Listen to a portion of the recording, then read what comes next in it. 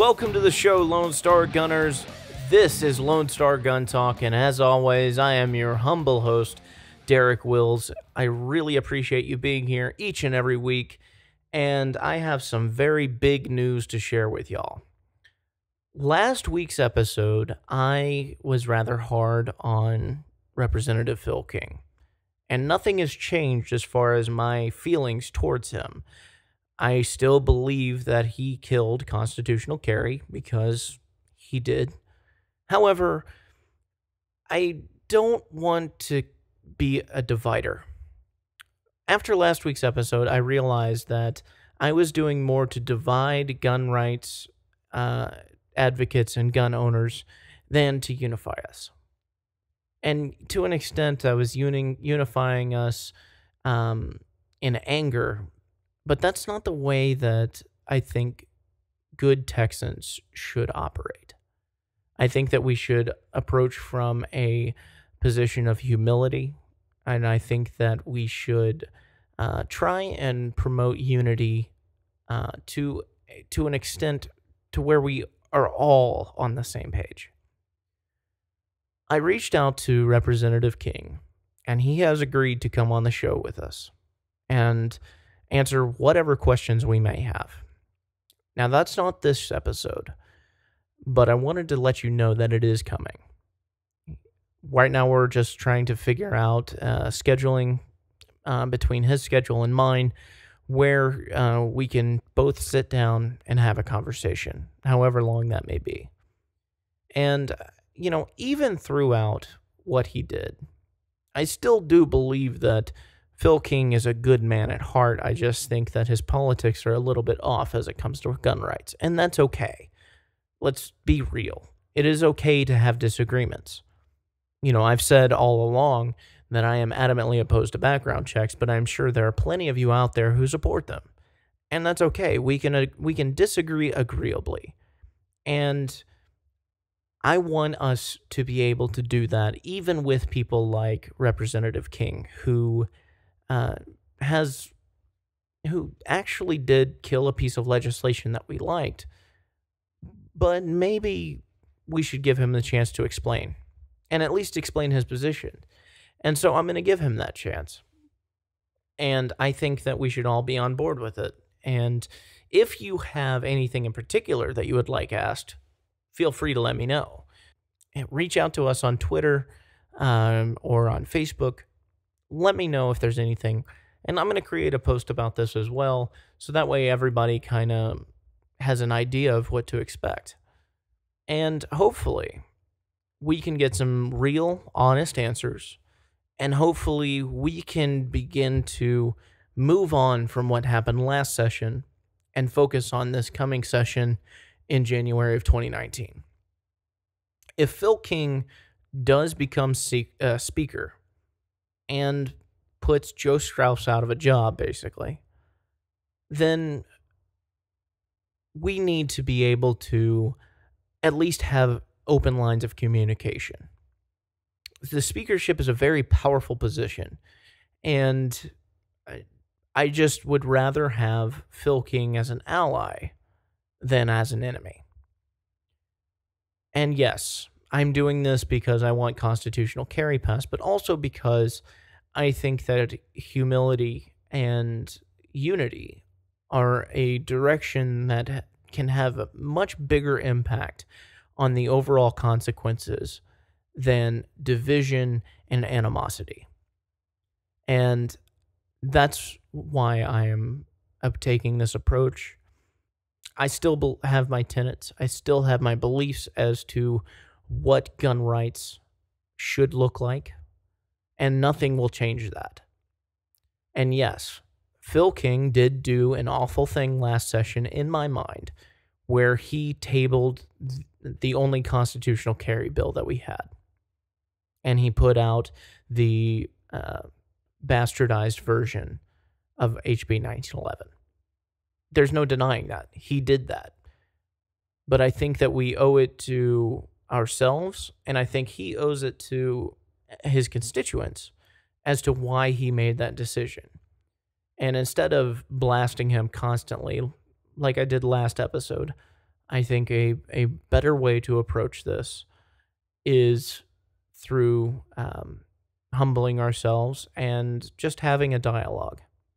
And if at the end of all of this, if it proves to be just a big waste of time, at least we tried. And, who knows? This might change everything, and it might change nothing. But at least we had that open dialogue, that open conversation, and to a certain extent, maybe even a debate as to how things should go. Now, I don't talk about my religious beliefs a lot. I kind of have been the past couple of weeks just bringing up God. But I'm a Messianic Jew. And what that means is I worship as a Jew, but I believe in the New Testament. And this weekend, beginning last Friday night until Saturday evening, is Yom Kippur. And Yom Kippur is the Day of Atonement. It is the day where it's a day of confession. It's a day of personal repentance and making atonements for our sins. And I do believe that the way that I approached everything that Phil King did, both last session as well as last week, weren't the best ways. And to an extent, I have some regret there. And so I want to make it right. And that's another reason why I'm doing this. I want to put myself back in my rightful place and realize that I have the power to approach this from a direction of humility, and that's what I'm going to do. So that's enough of that. Hopefully this will happen next week's episode. If not, probably the week after. I will keep y'all posted on Facebook. And I really hope that this has a profound difference on what we are trying to accomplish. Anyway, moving on to the topics of the day. If you're not aware, the Senate primary in the state of Alabama has come to a close, and it looks like we have a name for who will likely succeed Jeff Sessions as the senator from Alabama. And that would be Judge Roy Moore, who defeated Luther Strange rather soundly. And what's interesting about this is that Luther Strange, who is a more establishment-type Republican, was endorsed by Donald Trump and still lost to Judge Roy. That said, I believe that Judge Roy Moore will be great for the Senate. He's very pro-liberty, at least from what I understand, and I think he will be a good fit in the Senate. But he did something after his victory that kind of made me cringe just a lot. And if you haven't seen the video, I encourage you to check it out. I'm going to play the audio for you and kind of narrate what's going on. But essentially, he pulled out a gun on stage to show everybody that he's pro-Second Amendment. And I think this is the wrong way to approach it. Clay Higgins, who ran for Congress in Louisiana, he always walked around with a 1911 on his hip, open carrying. And that was profound. That was the way it should have been done. Judge Roy Moore, on the other hand, actually pulls his gun out of his pocket and holds it up in the air and puts it back. He doesn't do it for too long, but it's long enough to... The fact that he pulled it out of a holster or his pocket or wherever made me cringe. So check this out. Nearly 3 months of negative ads that we couldn't answer with money because we didn't have it. Ads that were completely false. That I don't believe in the Second Amendment. And right here, he pulls out a gun. Right I there. believe in the Second Amendment. Holds it up and puts his gun back in his pocket. That is stupid. you don't unholster a gun to show people that you have one. And look, Judge Roy Moore, I firmly believe, will be a great senator, but this was dumb. You don't unholster a weapon unless you need to use it, whether simply pulling it out and brandishing it to stop the threat or squeezing the trigger. You don't unholster it to be a show off. That's how negligent discharges happen. And according to the video, just looking at it, his finger never went inside the trigger guard and never touched the trigger. So props on that. Trigger discipline is great. But don't pull out a gun to show that you have one. If you feel that you have to show people that you have one, then, wear it on a belt and, open your coat or something. Don't pull it out of your pocket and, hey, look, I got a gun. That's dumb and it's irresponsible. And, that's all I can really say on the topic because, like I said, I think he will be a good senator.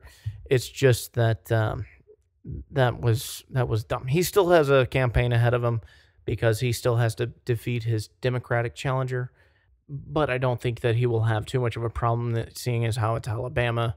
And Alabama is a bright red state. So Judge Roy Moore will very likely be the next senator from Alabama. And it makes me happy. I just wish that he wouldn't have pulled a gun out to show that he has one. Moving on to other things, though, there was a huge win for gun rights advocates.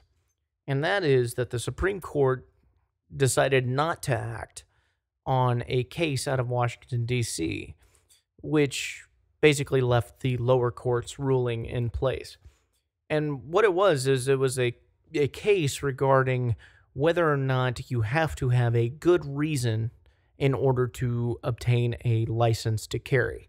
Now, obviously, I'm not pro-license to carry for anything. I don't think that you should have to get one. But for those that still have the permit in place, there are certain jurisdictions, such as Washington, D.C., that require you to give a good reason as to why you want one. And according to some people that do live in Washington, D.C., saying that you live in a high-crime neighborhood is not justification enough. And so that case was brought up, and it was ruled unconstitutional to require a good reason to obtain a carry permit. Now, this also opens up another avenue because the Supreme Court refused to hear the case, sending it back down to the D.C. Circuit Court. If another circuit court, say the Ninth Circuit, gets a similar case out of California, and they ruled that it's perfectly acceptable, then that will essentially force the Supreme Court to hear this case and make a ruling on it altogether. And yeah, we have a conservative-leaning Supreme Court, but this kind of throws me off into a tangent, so bear with me on this. The Supreme Court of the United States was never supposed to have the power to determine what is and is not constitutional. They granted themselves that power in 1803 following the Marbury v. Madison case, and it upset people like Thomas Jefferson so much that he wrote about it for over 20 years, blasting that decision. There are letters dated 1823 where he's still saying things like, to consider the justices as the ultimate arbiters of what is constitutional puts us on the despotism of an oligarchy. I think that's a pretty close verbatim quote to what he said. And a lot of people might be shocked to hear that the Supreme Court doesn't have that power. And they might ask, where does that power lie? Well, as I've brought up in the past, the Supremacy Clause says that the Constitution and the laws pursuant to the Constitution are the supreme law of the land. So there has to be some way to gauge what type of law is and is not constitutional. But because nowhere in Article 3 is there a power given to the Supreme Court to determine constitutionality, also known as judicial review, because that doesn't appear anywhere, it falls to the states. Because the 10th Amendment says that any powers not specifically granted to the federal government or prohibited by the Constitution to the states go to the states. So the states would be the ones that would have the power of judicial review. And that's a very different setup than what we have now. Basically, right now, we have a Supreme Court that has zero check on it whatsoever. They get to do what they want. That's why the Obamacare ruling was such a travesty, because there was no way to overturn that unless you amend the Constitution or just repeal the law. And that's where we fall into these traps. It's why I will never bring up a Supreme Court case, period, in an argument or in a debate, because the Supreme Court is not supposed to have this power. You know, it's how we end up with rulings like Dred Scott or Korematsu v. United States or Roe v. Wade, or even on the flip side of things that we like, it's how we end up with the Heller decision, or how we end up with fill in the blank. There are multiple cases out there that you can study, and I'm sure some of them you'll agree with, others you won't. And even if you have a constitutionally savvy mind, you will not be able to tie the two together, even with things like Dred Scott or Brown v. Board of Education. I promise. The Supreme Court was never supposed to have this power. So that's my little tangent regarding this. Now, I do hope, given the state of everything right now, that I do hope that eventually the Supreme Court takes it up and rules that these are unconstitutional. But, you know, we can't... I'm not happy with the Supreme Court getting away with a power that they granted themselves. And I think that that judicial review in and of itself is completely unconstitutional, at least at the Supreme Court of the United States level. But I digress. This is a good win for us. Make no mistake about it, because it shows that there is precedent to say that it is unconstitutional for a state, or in this case, the District of Columbia, to mandate that you have to declare a good reason before you can get a concealed carry permit. And I'm happy about it. I really am. Despite my displeasure with the courts having the power of judicial review, I am quite happy about this. And you should be too. But, as I said, don't put too much into this. Do a little research on the Supreme Court and how it was supposed to function, as opposed to how it currently does function. Moving on, this next story brings me great joy, and I really hope that you share this with somebody who is a member of Moms Demand Action, just because it makes me that happy. It appears that the Moms Demand Action founder, Shannon Watts, is not going to seek a congressional bid for Colorado's 2nd District. She says that she would like to focus on her Moms Demand Action for Gun Sense in America group. And quite frankly, let her. Because, Ms. Watts, you are losing almost daily whenever it comes to this issue. And the harder you fight, the worse you lose. And you're just dead wrong on all of these issues. You don't really care about, the saving lives. You really care about control, because those evil guns make you upset. That's all it really is. That's all it boils down to. And, you know, I mean, seriously, if you ever went out on a date with somebody and realized that they were carrying, would you really say, oh no, you're a bad person? Probably so, because you hate guns with everything, every fiber of your being. And I find it funny that she is going to no longer seek her congressional seat for the 2nd District. And, you know, make no mistake, that is a bright blue seat. It takes up Boulder, Colorado, which is probably, I believe, the bluest city in the U.S., and including places like L.A.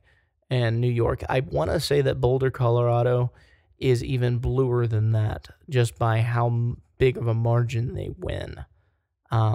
And I think that she would even have a hard time with that, because there are many Coloradans out there who might even be Democrats. They care about their gun rights. And I'm sure that's why she's really not going to pursue making a seat, or making a bid for that seat. And she posted this on her Facebook just to make it known that, you know, it has nothing to do with anything except the fact that she doesn't want to actually run. Quote, I am grateful to the support I received as I spent the summer considering a run for the office in Colorado, particularly from women who are hoping a female candidate enters what is currently a race of all male candidates. While Colorado has a significant amount of women represented in our state legislature, we need more women in leadership roles like governor and our members of Congress. Well, but she's not running. And that's what's funny about this whole thing. She's not running. But she thinks women should, because women. Yay, women. But what can you do? I think it tickles me to death. It really does, because she has no real chance of winning in any sort of gun control argument, except in California and New York. That's really it, and possibly Illinois as well. So you got these 3 states. She doesn't live in any of those 3 states. She wouldn't stand a prayer getting things actually passed in her home state, let alone on the national level. So it's all one big failure, and it makes me happy. And I can't stop laughing at it. I really can't. Now, granted, that seat will remain blue probably until the end of time. And I'm okay with that. I really am, because we have a pretty sizable majority in the House.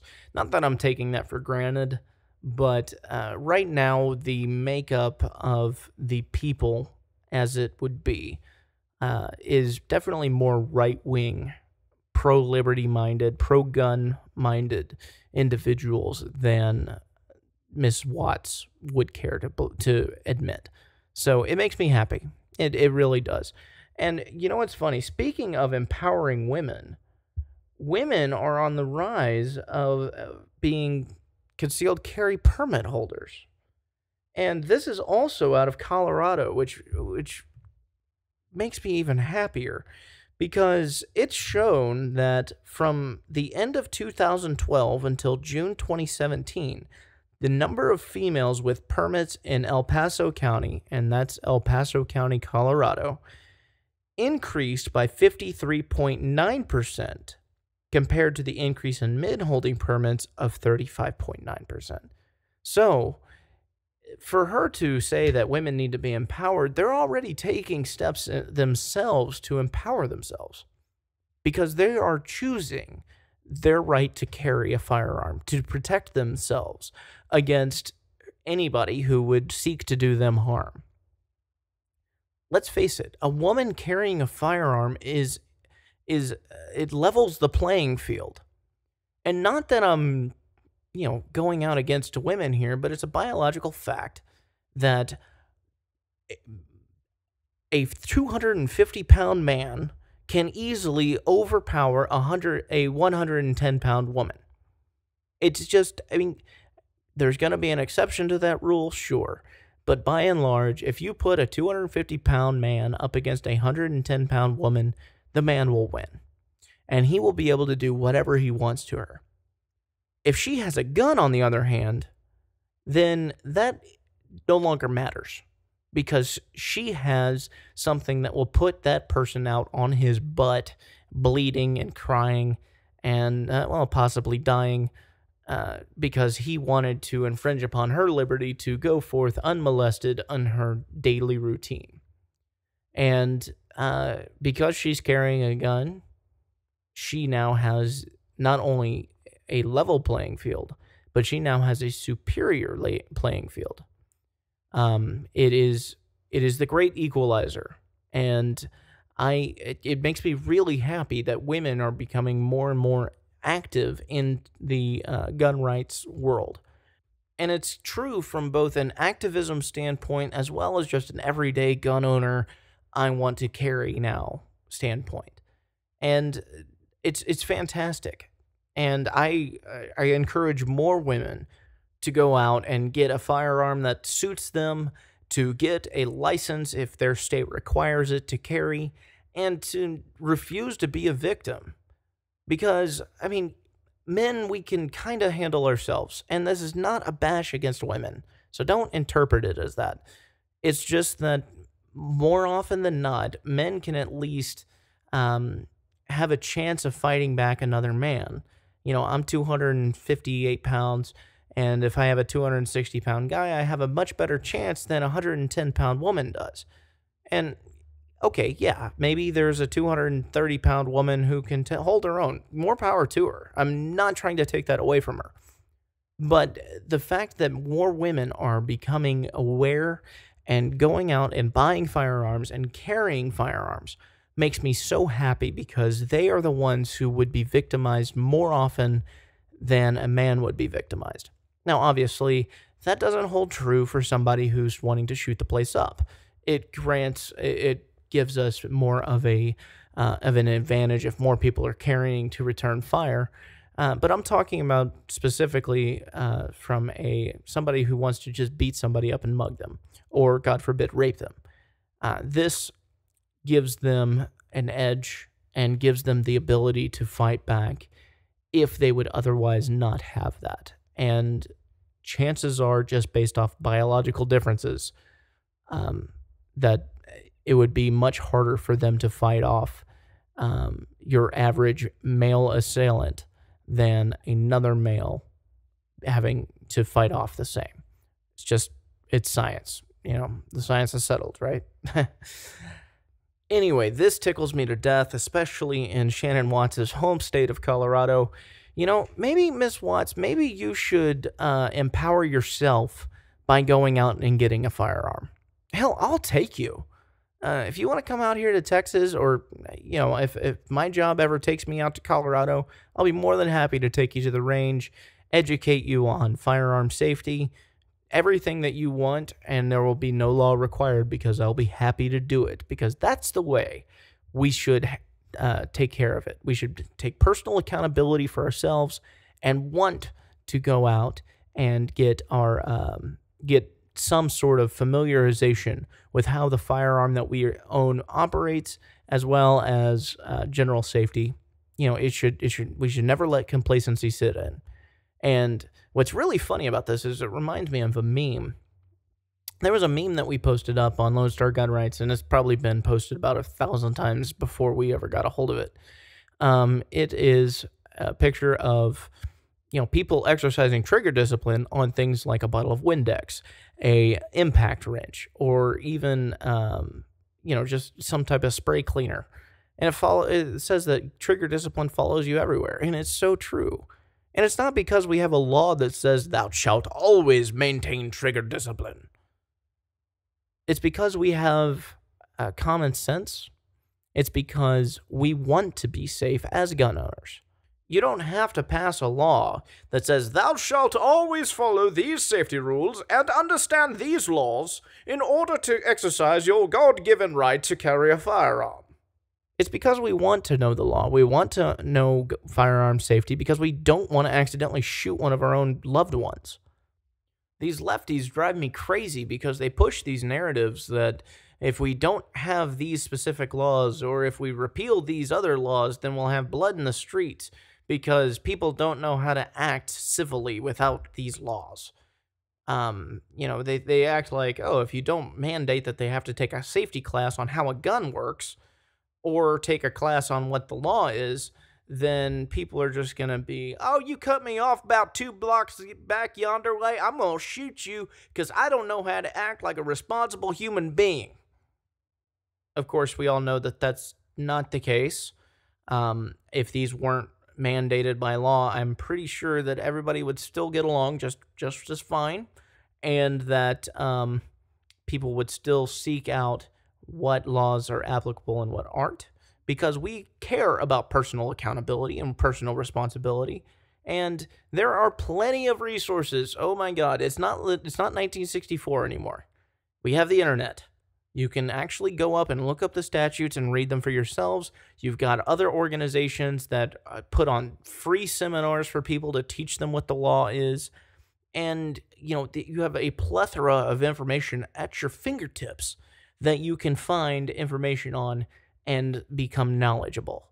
And you don't have to mandate it by law. People will naturally want to seek those out because we care about each other. Deep down, we all care about one another. We don't want to accidentally shoot somebody we weren't supposed to. We don't want to end up in jail because we shot somebody that we weren't supposed to, or we shot when we weren't supposed to, or what have you. People care about themselves, they care about others, and they want to do good in the world. And they want to understand what the rules and the laws are. You don't have to mandate that by law. And if you don't, people will still go out and seek the information that they want. I guarantee it. Anyway, that's all the time I have for today. Thank you so much for tuning in. Please share this podcast with all your friends and your family. And until next Sunday, Lone Star Gunners, arm yourself with knowledge and share the ammo.